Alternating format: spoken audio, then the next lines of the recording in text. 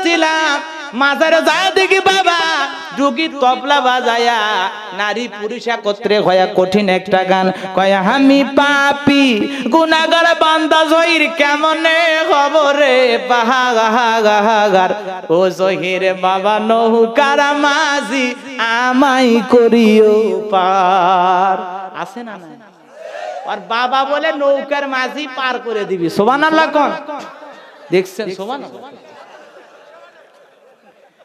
আদম আলাইহিস সালাম, নূহ আলাইহিস সালাম, ইব্রাহিম আলাইহিস সালাম, মুসা আলাইহিস সালাম, তাদের কাছে হাসরের মানুষ ক্লান্ত হয়ে যা বলবে, আপনারা দয়া করে সুপারিশ করেন। আদম নবী বলবে, বাবা আজকে আমার যে কি হয়, ছোট্ট একটা ভুলে ছিলাম, জান্নাতে গেলাম দুনিয়াতে, অতএব আমার মামলা নিয়ে আমি বিপদে, আমি পারবো না। সুবহানাল্লাহ কোন।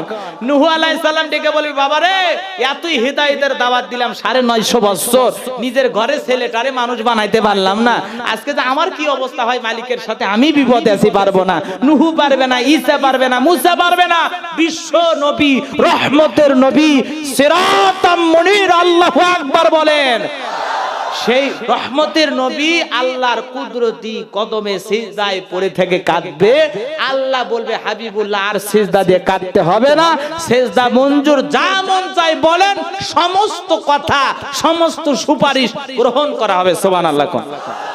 তাহলে নবী কথা বলবে, অন্য নবীরা চান্স পাবে না। আর তোমার বাবা নৌকা ভাড়া করে কবি, আয় আয় বাবা আয় তো পার করে কলপ তুলে, তুই আরে জীবনে কি রে, তোর নামাজ লাগবি না, খালি আমি যে কায়দায় করছি এমন কায়দায় সিজদা দিব, জান্নাত পার হয়ে জাহান্নামে যাব। কথা কোন? এজন্য ভণ্ড বাবার দরবারে যাবেন না, হক্কানি আল্লাহওয়ালার দরবারে যান, কোনো আপত্তি নাই, কোনো আপত্তি নাই। বাংলাদেশে হক পীর আছে না নাই?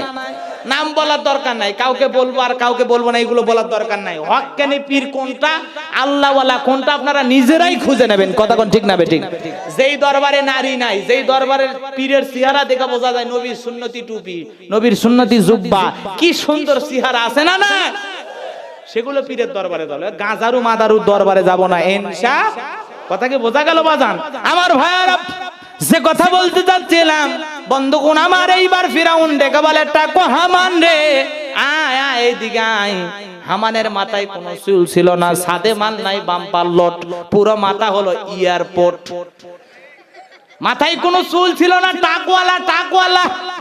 দেখে বলে, হামান রে একটা মুসা নামের ছেলে আসবে, ওর কারণে চেয়ার থাকবে না, জীবন থাকবে না, তা তো মেনে নেওয়া যায় না, উপায় বের করে কি করা যায়? হামান দেখে বলে, নেতা, মাইট ইজ রাইট, জোর যার মূল্যক তার, যেহেতু ক্ষমতা আমাদের হাতে, আমরা যা ইচ্ছা তাই করব, যত ছেলে সন্তান আসবে সবাইকে জবাই করে পৃথিবীর জমিন থেকে বিদায় করে দেব, তাহলে তো আমাদের শত্রু পৃথিবীতে আসবে না।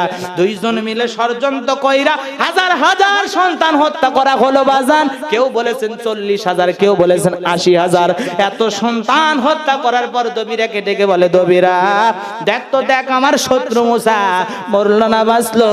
দবিরা ডেকে বলে, নেতা, যদি এত হাজার সন্তান বনি ইসরাইল মায়ের বুক খালি কইরা হত্যা করেছেন গো, কিন্তু আপনার শত্রু মুসা এখনো মায়ের কোলেই জীবিত আছে, সুস্থ আছে, ভালো আছে, কিন্তু কোথায় আছে আমি বলে দিতে পারবো না। সুবহানাল্লাহ।